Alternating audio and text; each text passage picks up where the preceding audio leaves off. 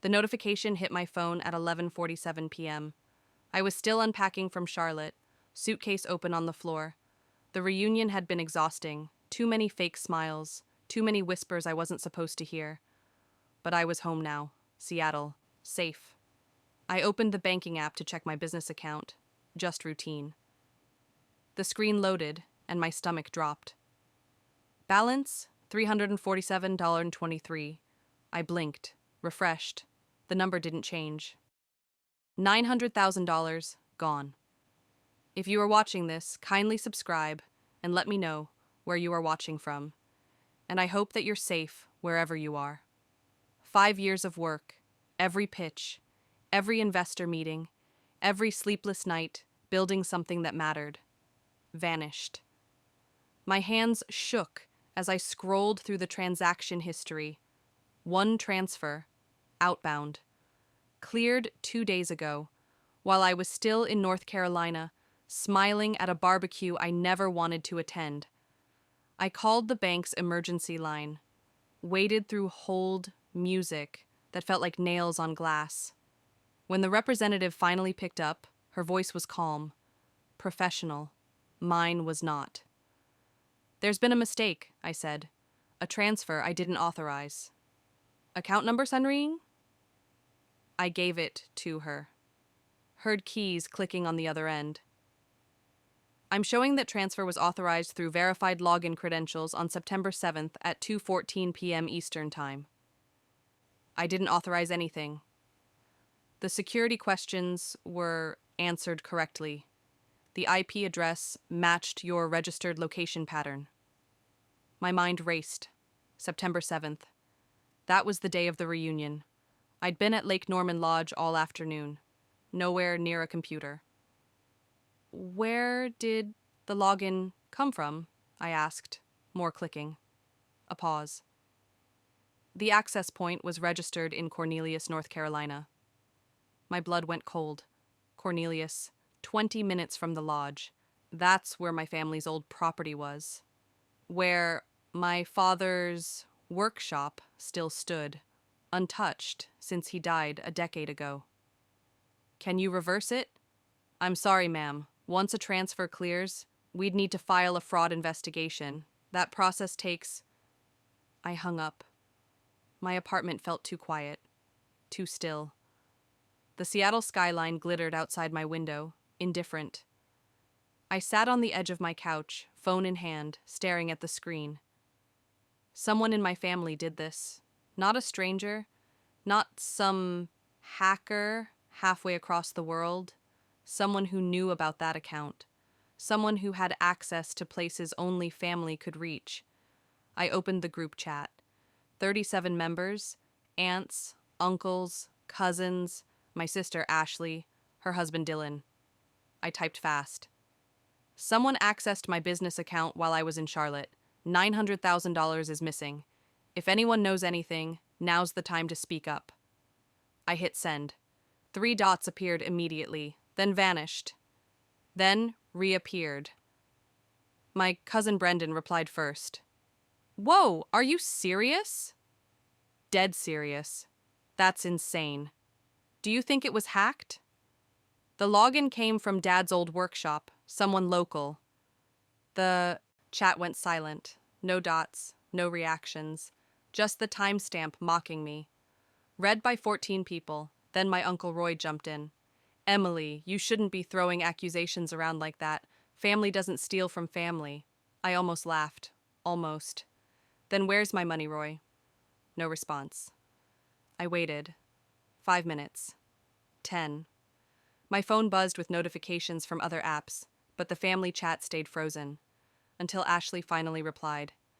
I'm sure there's an explanation. Maybe someone made a mistake?" A mistake. $900,000 doesn't disappear by mistake. I started typing a response, but another message dropped in before I could finish.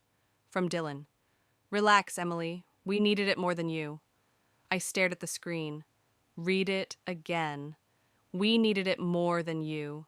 Not, "What are you talking about?" Not, "That's terrible. How can we help?" Just casual. dismissive, like he'd borrowed $20 for gas. My fingers hovered over the keyboard. Rage boiled in my chest, but I forced myself to breathe, to think. I took a screenshot of his message, saved it. Then I replied, "Dylan, what did you just say?" 3 dots. They lingered, then disappeared. He was typing, deleting, typing, again. Finally, another message came through. "You heard me. You've got more than enough. We had an emergency. Family helps family, right?" I couldn't believe what I was reading. Ashley's name appeared under his message, typing. But no message came. She was there, reading this, watching her husband admit to theft, and she said nothing. I stood up, paced my apartment. Every step felt like I was walking on broken glass. My phone buzzed again. This time, my Aunt Linda. "Emily, let's all calm down. I'm sure we can work this out like adults." Work it out.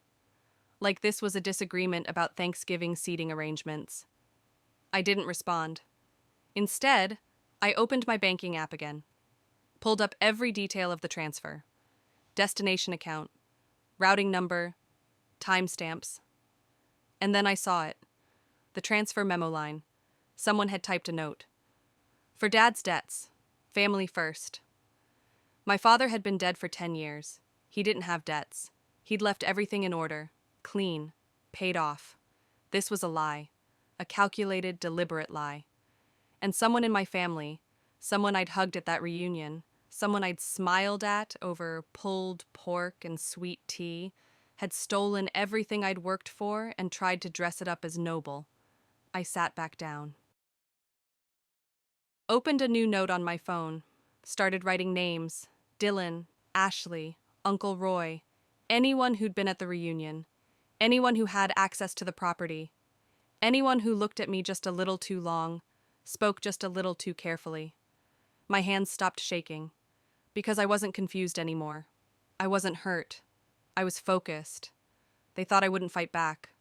Thought I'd let this go for the sake of family peace. Thought I'd be too scared, too polite, too soft to burn bridges. They were wrong. I pulled up my contacts, found the name of a forensic accountant I'd worked with during a startup audit 2 years ago, sent a message. "I need your help, urgently. I'll pay whatever it takes." Then I leaned back and stared at Dylan's message one more time. "We needed it more than you." He had no idea what he'd just started. I should have seen it coming. 3 days earlier, I'd driven 8 hours from the airport to Lake Norman. The reunion was my mother's idea. She'd been planning it for months before she passed last spring. Ashley insisted we honor it. "Mom would have wanted us all together," she'd said. So I went. The lodge sat right on the water, all pine and stone, with a sprawling deck that overlooked the lake. It was beautiful. The kind of place that should have felt warm, safe. It didn't. I arrived late Friday afternoon. Cars already packed the gravel lot. Uncle Roy's pickup, Aunt Linda's SUV, Dylan's black Dodge Charger with the vanity plates that read "Hustle." I grabbed my bag and headed inside. The smell hit me first. Pulled pork in the slow cooker, cornbread, sweet tea brewing in a massive dispenser on the counter. Aunt Linda was fussing over paper plates, and my cousin Brendan was setting up folding chairs on the back deck. "Emily!" Ashley appeared in the doorway, arms wide. She pulled me into a hug that lasted a beat too long. When she stepped back, her smile looked painted on. "I'm so glad you made it." "Wouldn't miss it," I said. Dylan appeared behind her, one hand on her shoulder. He nodded at me. "Long drive?" "Not too bad." "Good, good." His eyes flicked to my suitcase. "You staying the whole weekend?" "That's the plan." "Perfect." He squeezed Ashley's shoulder and disappeared into the kitchen. Something about the way he said it felt off, but I shook it off, told myself I was reading too much into things. The evening started normally enough. People ate, laughed, swapped stories about Mom. Uncle Roy told the one about her accidentally driving her car into the lake back in '92. Everyone had heard it 100 times, but we laughed anyway. I sat on the deck railing, plate balanced on my knee, watching the sun dip toward the water. The air smelled like charcoal in summer. For a moment, I almost relaxed. Then I noticed the whispers. Aunt Linda and Uncle Roy huddled near the grill. Roy's voice, low, urgent. Linda shaking her head, glancing toward the house. When they saw me looking, they stopped, smiled, waved. I waved back. But the unease settled in my chest like a stone.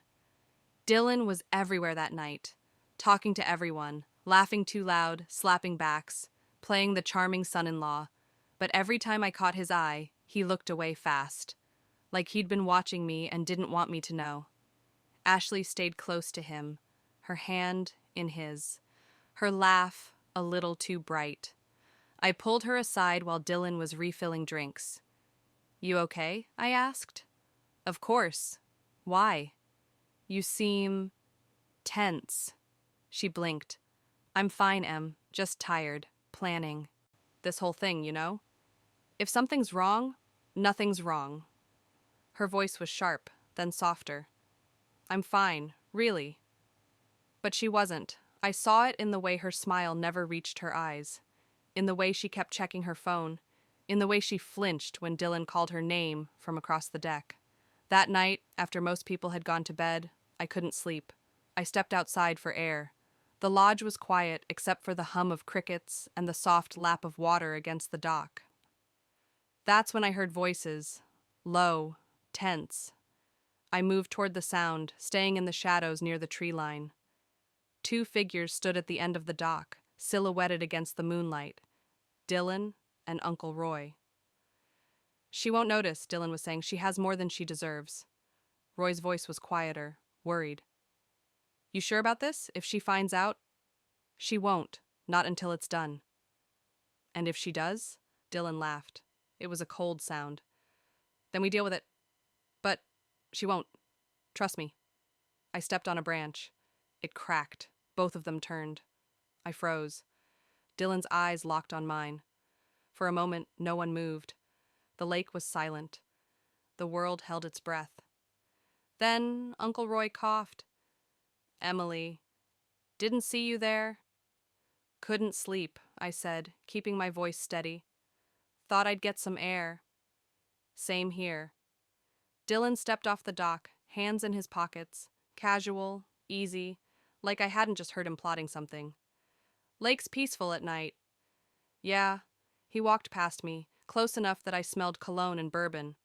"Sleep well, Emily." He disappeared into the lodge. Uncle Roy lingered, rubbing the back of his neck. He's had a rough few months. Don't read too much into it." "Into what?" Roy hesitated, then shook his head. "Nothing. Forget it. Get some sleep." He followed Dylan inside. I stood there alone, heart hammering. She won't notice. She is more than she deserves. Who were they talking about? I wanted to believe it was someone else. Some business deal, some investment Dylan was bragging about. But deep down, I knew. They were talking about me. The rest of the weekend passed in a haze. I smiled at the right moments, participated in the group photos, helped clean up after Sunday brunch. But I watched. I watched Dylan corner Ashley in the hallway, whispering something that made her face go pale. I watched Uncle Roy avoid eye contact with me at breakfast. I watched Aunt Linda hug me goodbye a little too tightly, like she was apologizing for something I didn't know yet. And I watched Ashley, my sister, the person I'd grown up with, the one who used to sneak into my room during thunderstorms, who'd held my hand at Mom's funeral. She looked at me during the final goodbyes, and for just a second, I saw something in her eyes. Guilt. "Drive safe," she said, hugging me on the porch. "You too." Dylan appeared behind her, hand on her lower back. He grinned at me, wide, confident. "See you soon, Emily," I forced a smile. "Yeah, see you." I got in my rental car and drove away, watching the lodge shrink in the rearview mirror. Something was wrong. I didn't know what, but I knew it involved me. And as I merged onto the highway, heading back to the airport, I made a mental note to check my accounts when I got home.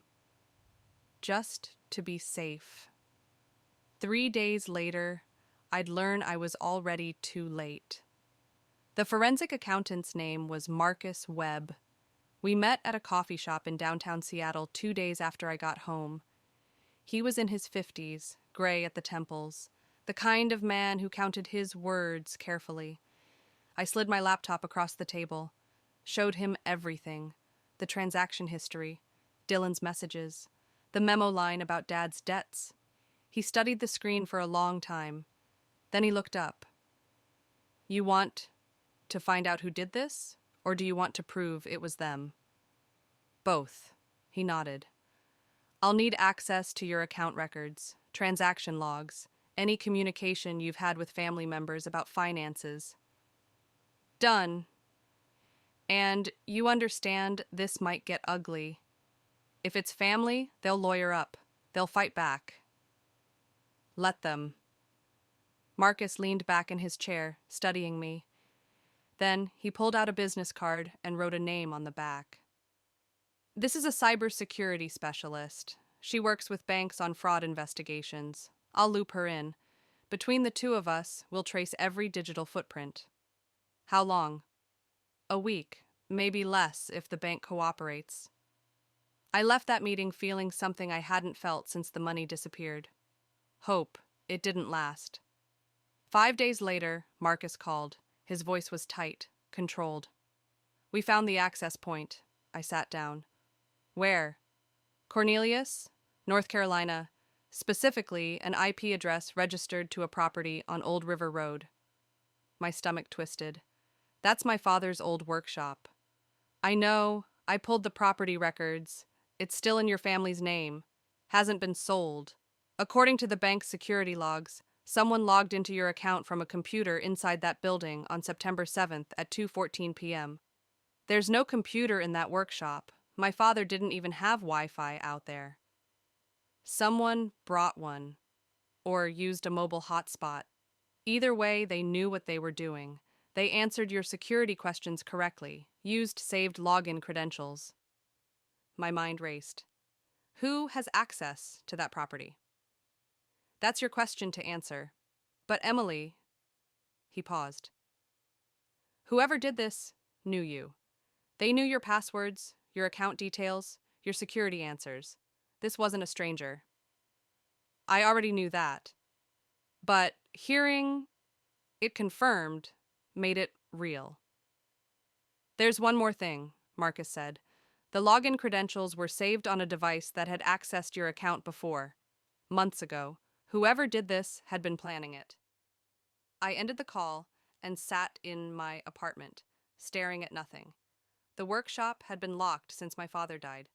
Mom never went out there. Couldn't bear it. After she passed, the only person who'd gone near it was Ashley. She'd wanted to clean it out, preserve Dad's tools, turn it into a memorial or storage or something. I'd given her the key.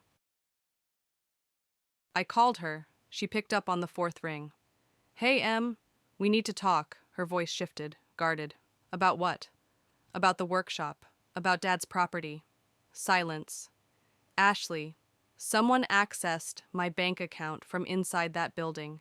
You're the only one with a key. I don't know what you're talking about. Don't lie to me. I'm not..." Her voice cracked. "Emily, I swear, I don't know anything about your money."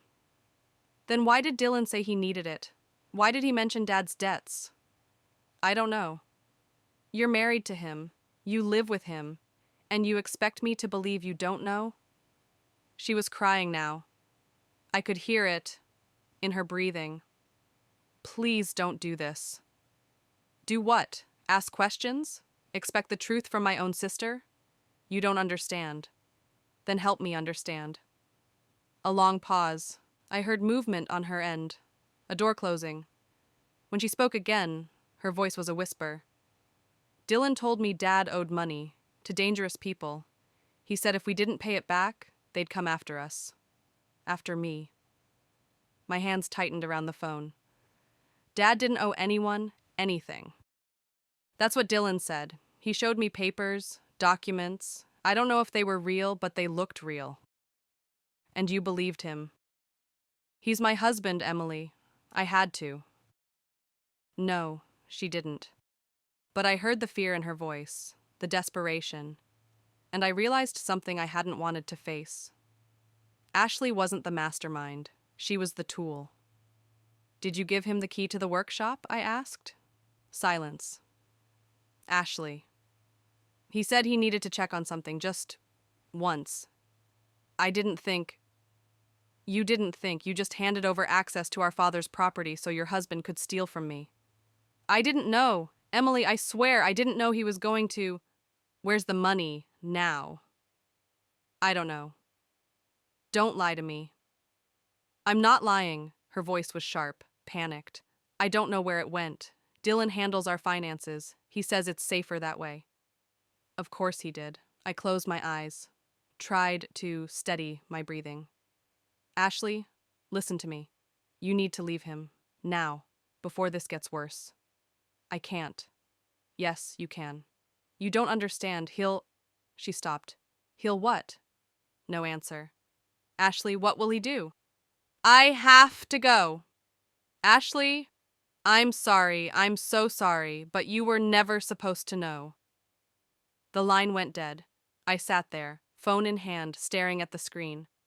My sister, the person I'd shared a bedroom with growing up, who'd braided my hair before school dances, who'd cried in my arms when our father died. She'd chosen him, not me, not the truth, not what was right. Him. I opened my messages and texted Marcus. Keep digging. I want everything on Dylan Bennett. Every financial record. Every lie. Everything. His response came fast. Already on it.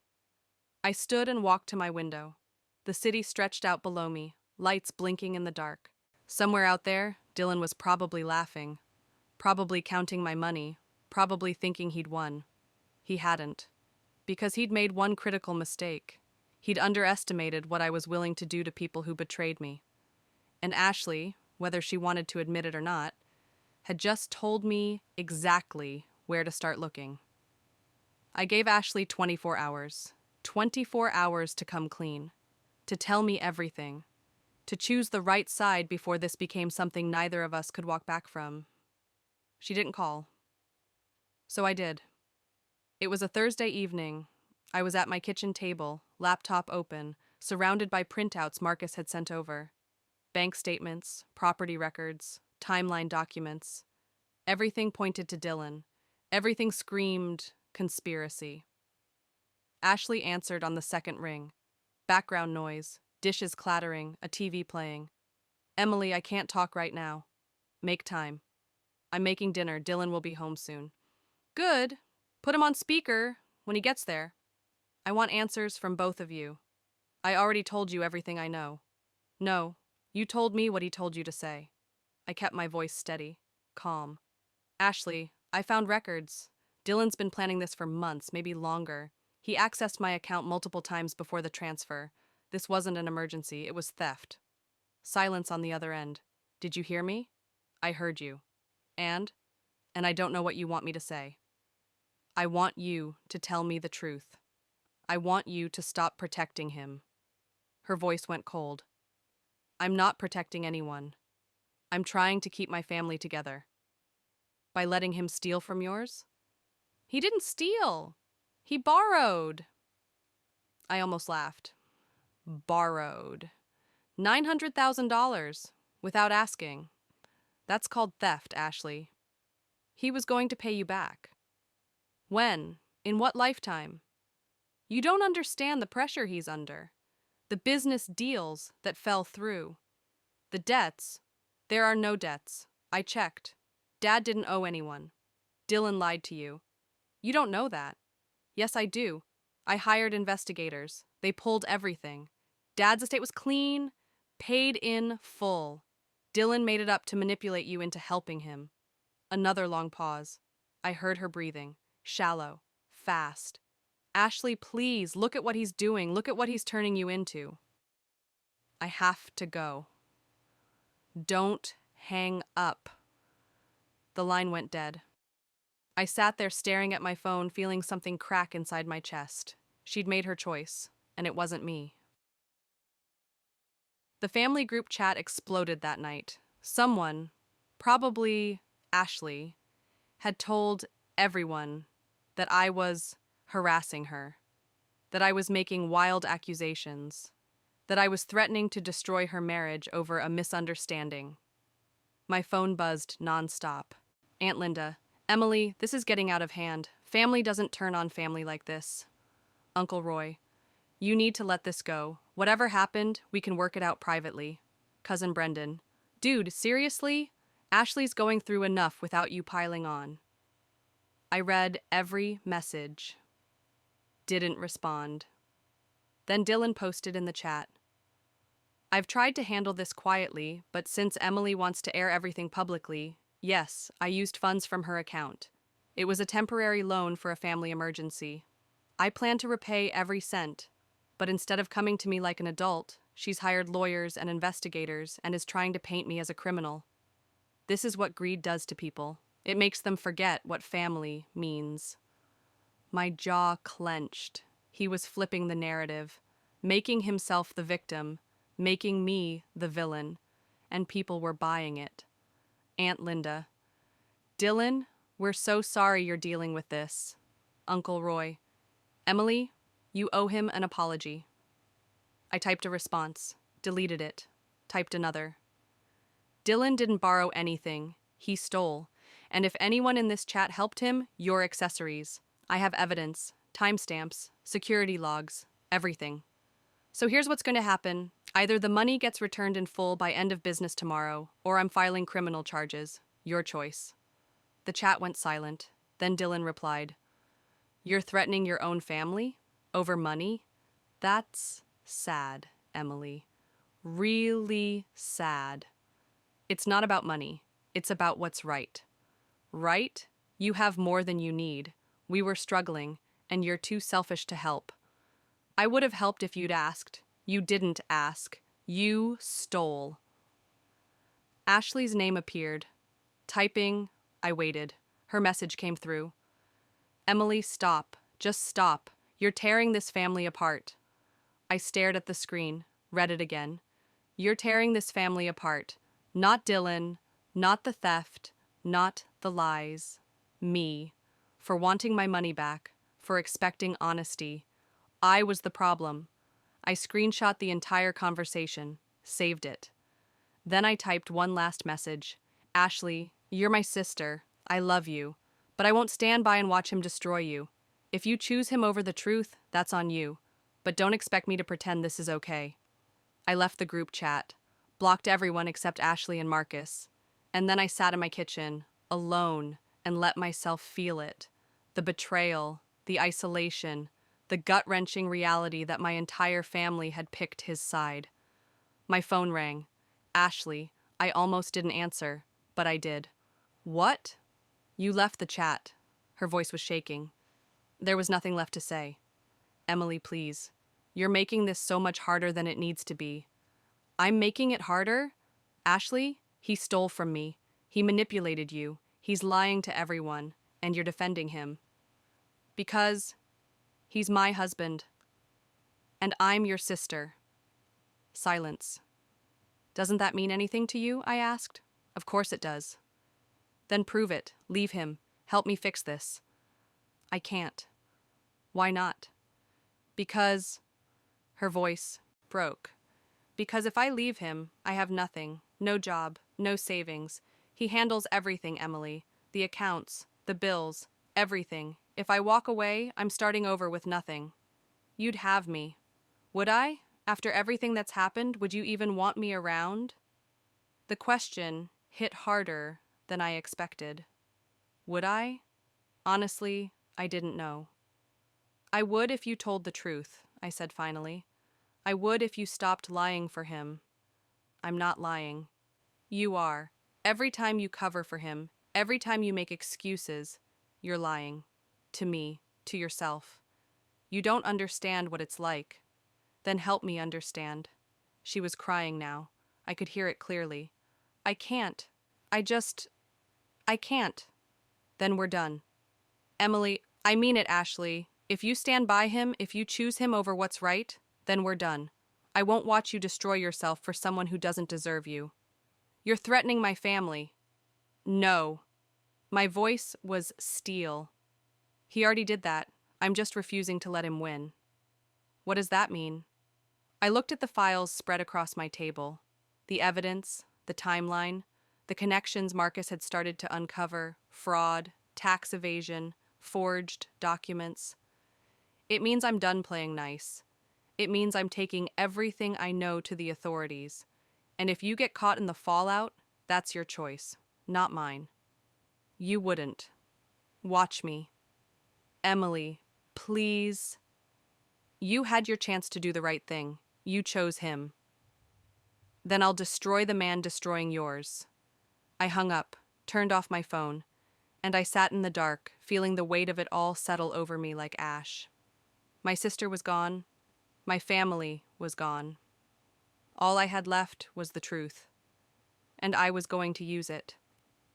The package arrived 3 days later. No return address. Just my name and apartment number written in handwriting I recognized immediately. Ashley's. I opened it carefully, half expecting it to be empty. Some kind of cruel joke. Inside was a single piece of paper, an address in Bozeman, Montana, and a short note. This is where the answers are. Don't tell Dylan I gave you this. Please. That was it. No explanation, no context, just an address and a plea. I sat at my kitchen counter, staring at the paper. Bozeman was over 800 miles away. A different state, a place I'd never been. Why Montana? What did Dylan have hidden in a town I'd never heard him mention? I called Marcus. I need you to run an address for me. Go ahead, I read it to him. Bozeman, Montana, 412 Copper Ridge Lane. Keys clicking. A pause. It's a storage facility, climate-controlled units. The registration is under a shell company, Ridgeline Holdings, LLC. Who owns the company? More clicking. It's buried under 3 layers of paperwork, but it traces back to a DBA filed in North Carolina. The listed owner is Dylan Bennett. My pulse quickened. He has a storage unit in Montana. Looks that way. Paid through an automatic withdrawal. Been active for about 2 years. 2 years. Long before he stole from me. Long before the reunion. Whatever was in that unit, Dylan had been hiding it for a long time. I'm going out there, I said. Emily, if there's evidence, we should go through proper channels. Get a warrant. That takes time. And I don't trust that he won't clean it out the moment he knows I'm looking. Marcus sighed. If you go, document everything. Photos, video. Don't touch anything you don't have to. Understood. I booked a flight that night. Bozeman was cold. I landed late afternoon, rented a car, and drove straight to the storage facility. It sat on the outskirts of town, surrounded by empty fields and mountains in the distance. The kind of place you'd never notice unless you were looking for it. The front office was closed, but the gate code was easy enough to guess. Dylan's birthday. It worked on the first try. I drove through rows of identical orange units until I found 412. The lock was cheap. Combination style. I stood there for a moment, wondering if I was really going to do this. If I was ready to cross this line. Then I thought about Ashley's note, the fear in her voice during our last call. The way she said, "You were never supposed to know." I tried Dylan's birthday again. The lock clicked open. I lifted the door. Inside was a wall of boxes, stacked neatly, labeled with dates and initials I didn't recognize. I pulled out my phone and started recording. The first box I opened was full of financial documents, bank statements from accounts I'd never seen. Wire transfers, tax forms, all in Dylan's name. The amounts made my stomach turn. Hundreds of thousands moving in and out. Offshore accounts, LLCs with names that sounded legitimate but meant nothing. He wasn't just a thief, he was running an operation. I kept digging, box after box, each one worse than the last. Forged contracts, fake invoices, documents with signatures that didn't match the names printed below them. And then I found it, a folder labeled Carter Family Trust. I opened it with shaking hands. Inside were loan documents, agreements signed in my father's name, dated 2 years after his death. Dylan had forged my father's signature. He'd created fake debts to justify stealing from me, to manipulate Ashley into thinking she was protecting us from something that never existed. My father didn't owe anyone. Dylan had made it all up, but it got worse.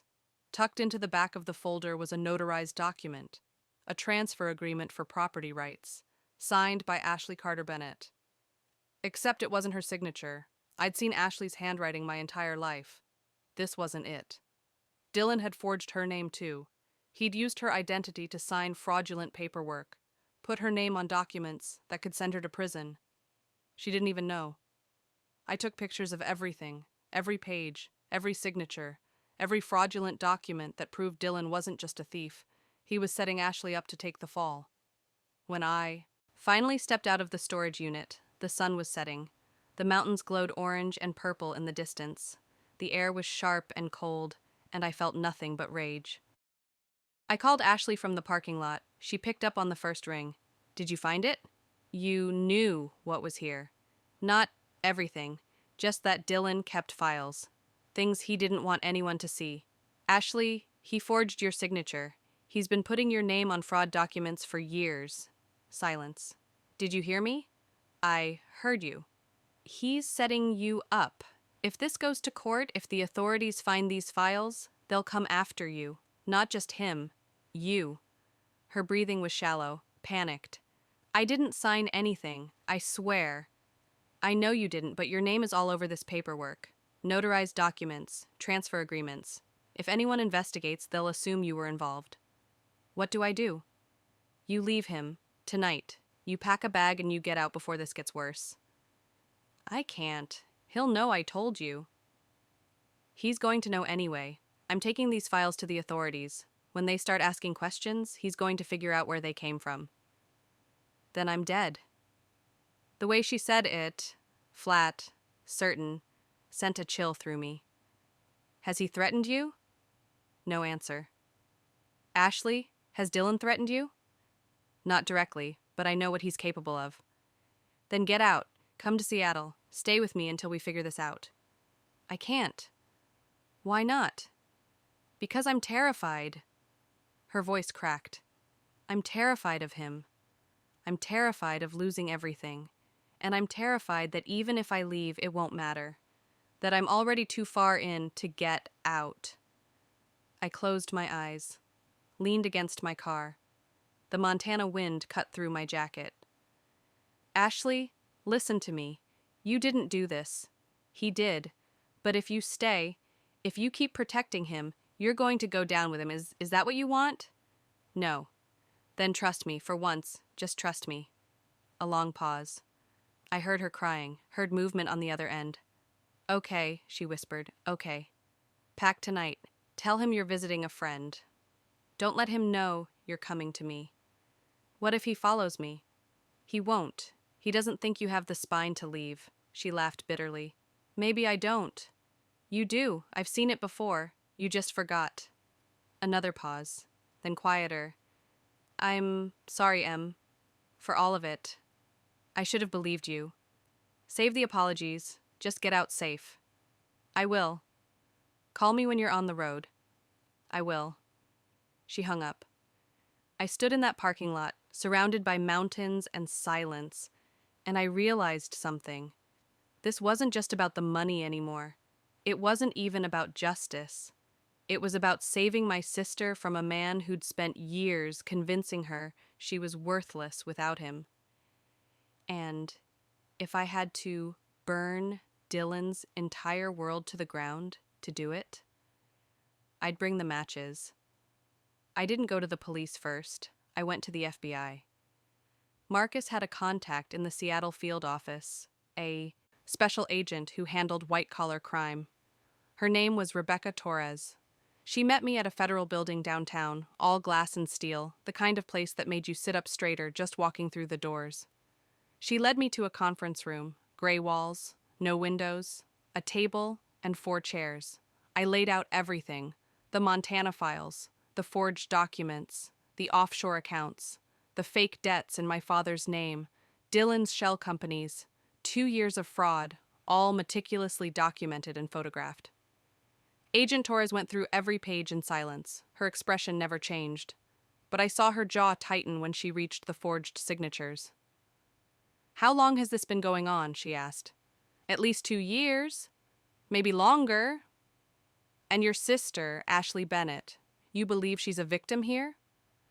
"I know she is. He forged her signature on multiple documents without her knowledge.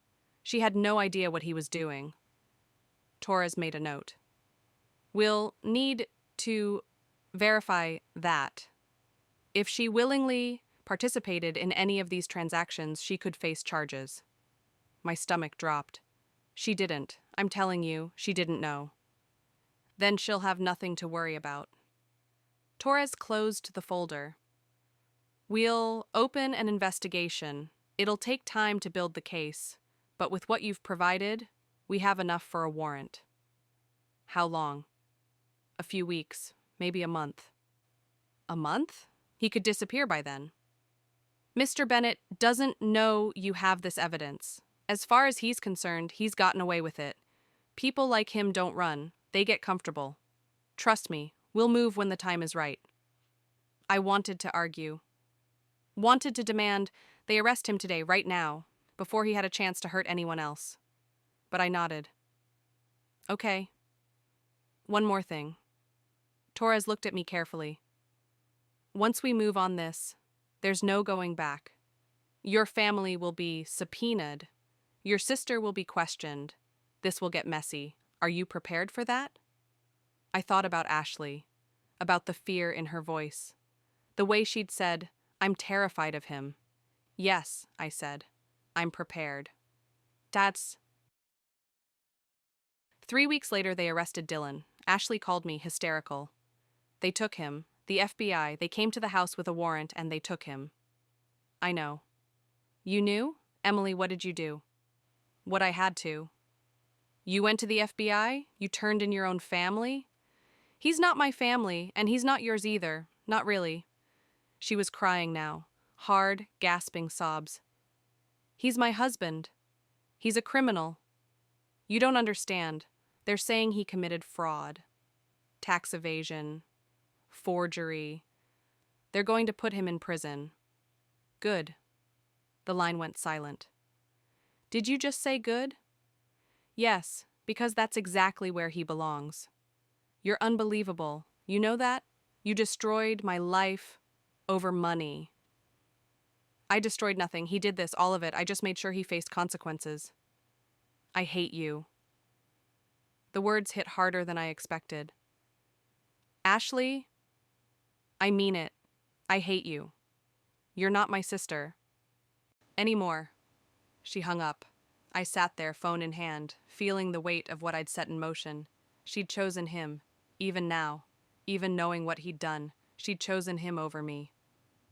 The arraignment was 2 weeks later. I didn't plan to go, but Marcus convinced me. "You need to see this," he said. "You need to see him face what he's done." So I went. The courtroom was cold, sterile. Dylan sat at the defendant's table in an orange jumpsuit, hands cuffed in front of him. His lawyer, expensive suit, slicked back hair, whispered in his ear. And next to them, in the first row behind the defense table, sat Ashley. She looked smaller than I remembered, thinner. Her eyes were red, her face pale. When Dylan turned to look at her, she tried to smile. He didn't smile back. The judge entered. We all stood. The charges were read aloud: wire fraud, tax evasion, identity theft, forgery. The list went on, each count another nail in the coffin Dylan had built for himself. Dylan pleaded not guilty to everything. His lawyer argued for bail. Claimed Dylan was a respected businessman, a family man, a pillar of the community. The prosecutor, a sharp woman in her 40s named Janet Kerrigan, stood up. "Your Honor," The defendant has demonstrated a clear pattern of deception and fraud spanning multiple years. He has offshore accounts, shell companies, and documented flight risk indicators. We ask that he be held without bail. The judge considered, then nodded. Bail is denied. Dylan's face went white. Ashley gasped, and I felt nothing. The hearing continued. Evidence was presented in summary form. Financial records, forged documents, the Montana storage unit. And then Prosecutor Kerrigan said something that made the air leave the room. Your Honor, during our investigation, we discovered that several fraudulent documents were signed using the identity of the defendant's wife, Ashley Carter Bennett. Notarized property transfers, loan agreements, all bearing her forged signature. Ashley stood up. That's not true. I never signed anything. The judge looked at her. Ma'am, please sit down. I didn't sign those papers. I swear. Ma'am, sit. She sat, tears streaming down her face. Kerrigan continued. We have forensic handwriting analysis confirming the signatures were forged. However, Mrs. Bennett had access to the files and may have been complicit in their creation. We're still determining the extent of her involvement. No. Ashley's voice was barely a whisper. No, I didn't know. I didn't. The judge banged his gavel. We'll address any additional charges in a separate proceeding. For now, Mr. Bennett, you'll remain in federal custody pending trial. Dylan was led out in cuffs. Ashley tried to follow him, but a bailiff stopped her. She stood there, frozen, watching him disappear through the side door. Then she turned and saw me. Her face crumpled, not in anger, in devastation. She'd finally realized what I'd been trying to tell. Her. Dylan wasn't protecting her. He was drowning her, and she'd stayed loyal right up until the moment she went under. Outside the courthouse, I waited by my car. Ashley came out 10 minutes later, moving like a ghost. She didn't see me at first, just walked toward the parking lot, arms wrapped around herself. Ashley, she stopped, turned. You did this, she said. He did this. You gave them everything. You handed them the files. You knew they'd come after me too. I told you to leave. I warned you. And now I have nothing. No husband. No money. And according to them, her voice broke. According to them, I might be charged as an accomplice. You won't be. You didn't know what he was doing. They don't believe me. They will. When they see the full forensic report. When they realize he manipulated you. Stop. Just stop. She wiped her eyes. You keep saying he manipulated me, like I'm some helpless victim. Maybe I am. Or maybe I'm just an idiot who believed the wrong person. Ashley, I chose him over you, and I was wrong. She laughed bitterly.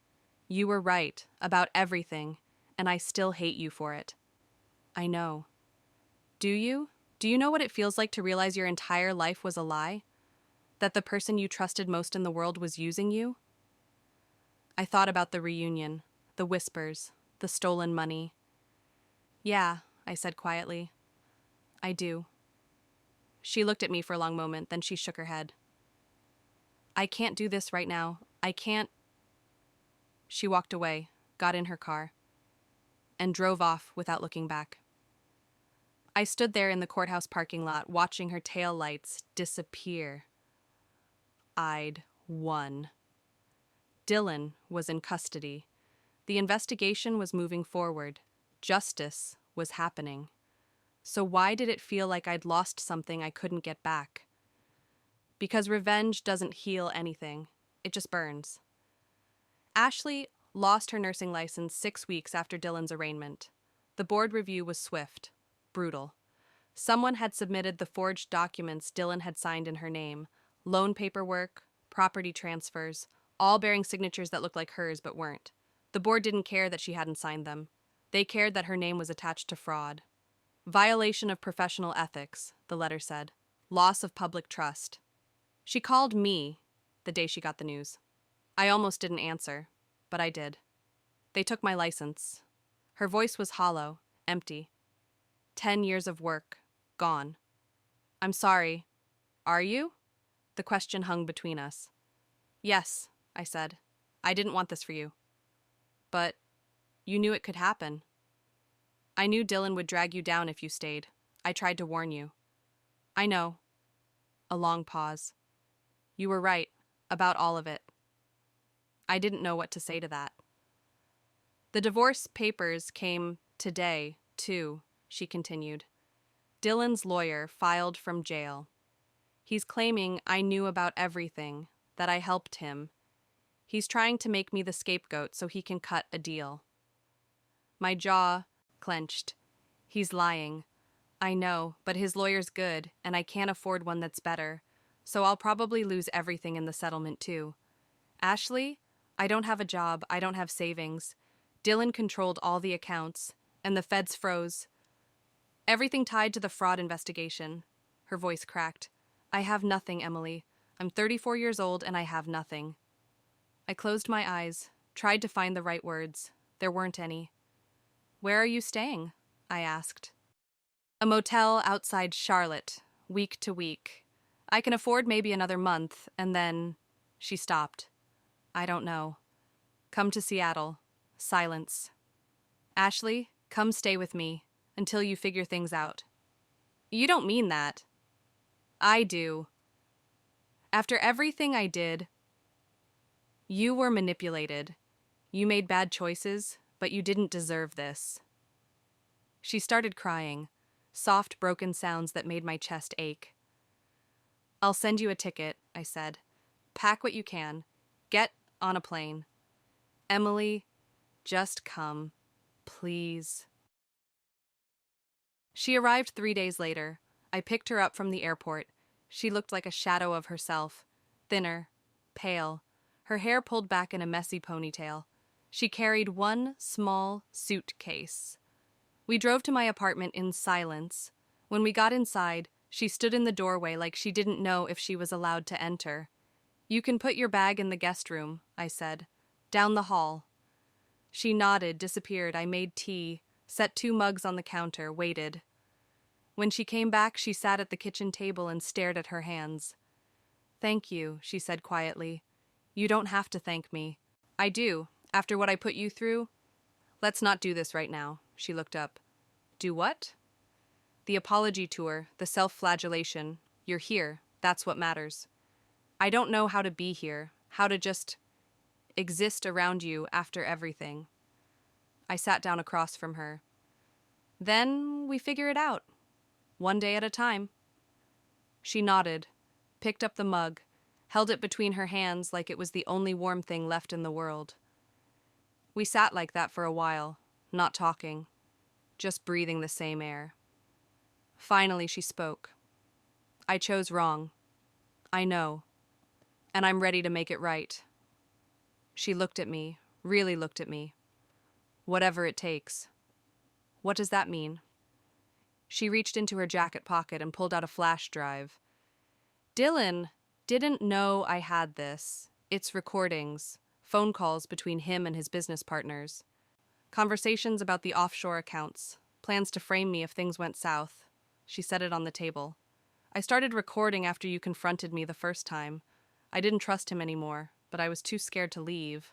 So I documented everything. I stared at the flash drive. There's evidence here the FBI doesn't have, she continued. Proof that I wasn't involved. Proof that he planned all of this. Why didn't you give this to them before? Because I was still trying to protect him. Still hoping there was some explanation. Some way he wasn't the monster you said he was. She wiped her eyes. But he is, and I was a fool. I picked up the drive, turned it over in my hand. This could end him, I said. Good. Ashley, I mean it. He destroyed my life. He stole from you. He used me as a pawn and then threw me away the second things got hard. Her voice hardened. I want to help you finish this. I want him to pay for everything. I looked at my sister, saw the anger there, the hurt, but also something else. Resolve. She wasn't the same person who'd stood by Dylan in court, who'd defended him in the family chat, who'd chosen him over truth. She'd been broken, and in the breaking, she'd found something she'd lost years ago. Her spine. Okay, I said. We'll take this to Agent Torres. Together. Together? You're not doing this alone. Not anymore. Her face crumpled. She covered her mouth with her hand, shoulders shaking. I stood, walked around the table, put my hand on her shoulder. She grabbed it, held on tight. I'm so sorry, Em, for all of it. For not believing you. For choosing him. I know. And we'll deal with all of that. But right now, you're here. You're safe. And we're going to make sure Dylan never hurts anyone again. She nodded, wiped her face. I want to testify, she said. When this goes to trial, I want to be the one to tell them what he did. Are you sure? Yes. He made me a victim, but I don't have to stay one. I pulled her into a hug. She held on like I was the only solid thing in a world that had collapsed, and maybe I was. We stood there, in my kitchen, two sisters, who'd been torn apart by lies and greed and misplaced loyalty. But we were still standing, and that had to count for something. Later that night, after Ashley had gone to bed, I sat at my desk with the flash drive, plugged it in, listened to the first recording. Dylan's voice came through the speakers, cold and calculating. If this goes south, we pin it on Ashley. She signed the documents. Her name's on everything. They'll believe she was involved. Another voice, someone I didn't recognize. And if she talks, Dylan laughed, she won't. She's too scared of losing me. I made sure of that. I stopped the recording, sat back, felt something shift in my chest. This wasn't just about revenge anymore. It was about justice for the person Dylan had hurt most, my sister, and I was going to make sure she got it. The trial lasted 3 weeks. Ashley testified on day 7. She sat in the witness box, hands folded in her lap, and told the truth. All of it. The manipulation, the forged signatures, the recordings. Dylan's lawyer tried to tear her apart, suggested she was lying to save herself, that she'd been complicit all along. Ashley didn't flinch.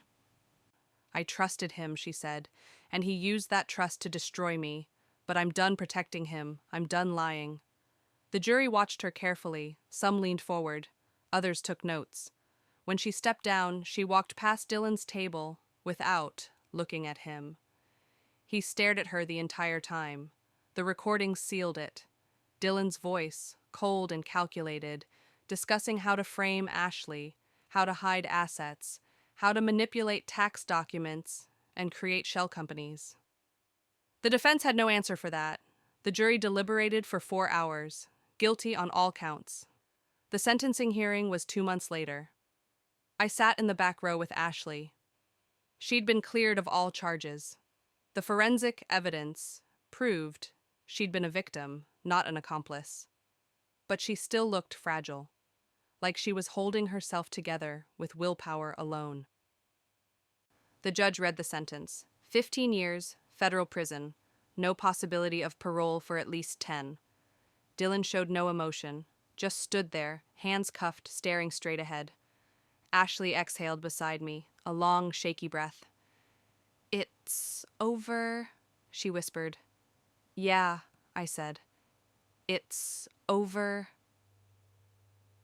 We didn't go straight home after the sentencing. Instead, we drove to Lake Norman, to our father's property, the workshop Dylan had used to steal from me. The building looked smaller than I remembered.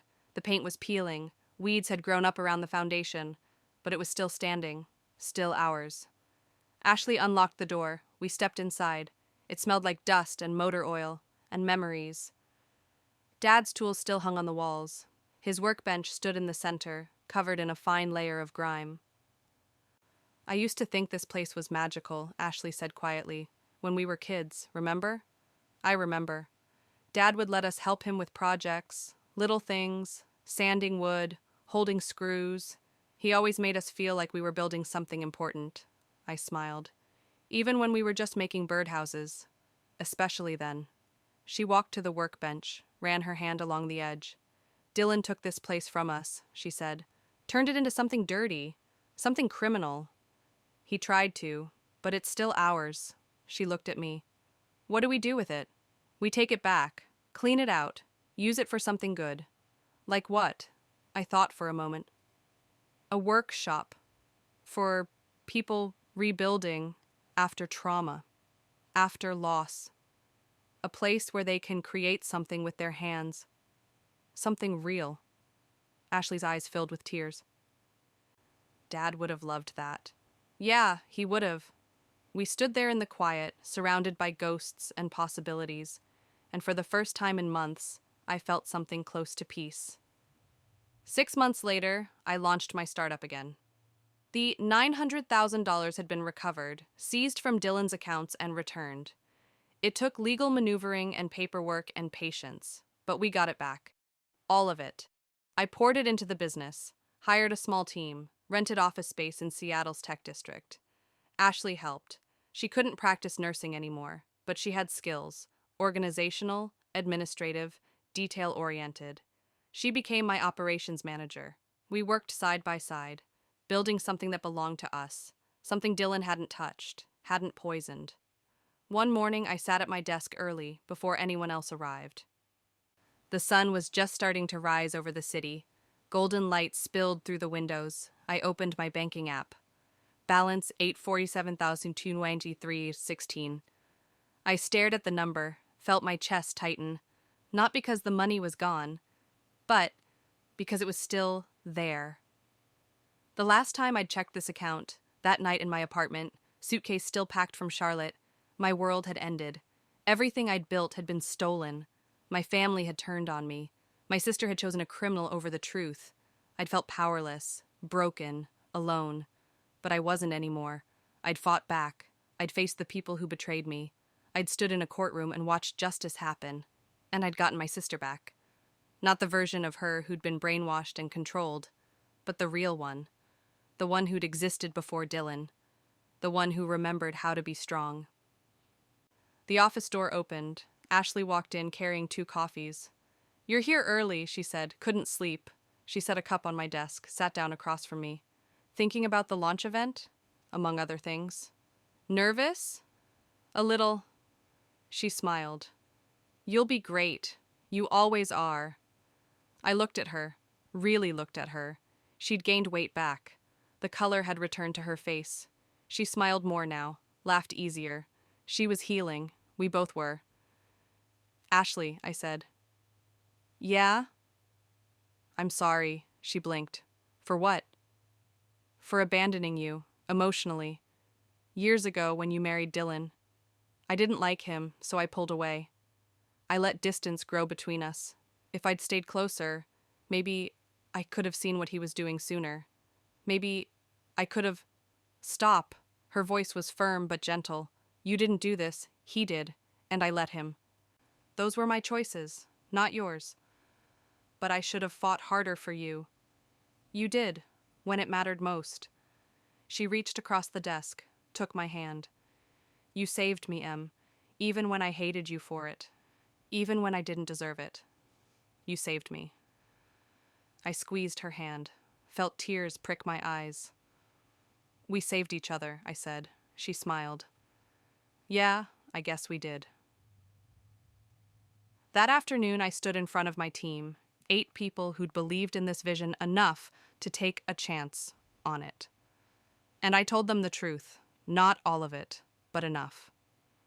A year ago, everything I'd worked for was stolen by someone I trusted, someone who thought I wouldn't fight back. I paused, looked around the room, but I did. And I'm standing here today because of that. Because I refused to let betrayal define me.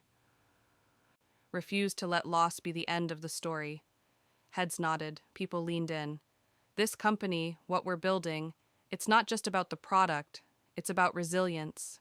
It's about taking what's broken and making it stronger. It's about proving that setbacks don't have to be permanent. I smiled. So let's build something worth fighting for. They clapped, not politely, but genuinely, like they believed it too. Ashley stood in the back, arms crossed, grinning. When everyone filed out for lunch, she stayed behind. Good speech, she said. Thanks. You really believe that? That setbacks don't have to be permanent? I thought about it, about everything we'd been through. The theft, the lies, the courtroom, the rebuilding. Yeah, I said. I do. Me too. We stood there for a moment. Two sisters, two survivors. Two people who'd learned that family wasn't about blood or obligation. It was about truth and loyalty and showing up when it mattered most, even when it hurt, especially when it hurt. That night, I checked my account one more time. Balance, 847,293.16. The number hadn't changed, but everything else had. Last time I checked this balance, my world ended. Today, it begins again. Subscribe if you believe betrayal destroys blood, but truth can rebuild it. If this story reminded you that family loyalty should never mean protecting someone who destroys others, hit like so the algorithm shows it to someone who needs to hear it. Subscribe if you believe the truth is worth fighting for, even when everyone you love tells you to stay silent. And share this with anyone who's ever been manipulated into thinking they're the problem for demanding honesty, because people like Dylan only win when good people are too afraid to speak up. Sometimes the hardest part of love isn't letting go. It's refusing to let someone pull you under with them.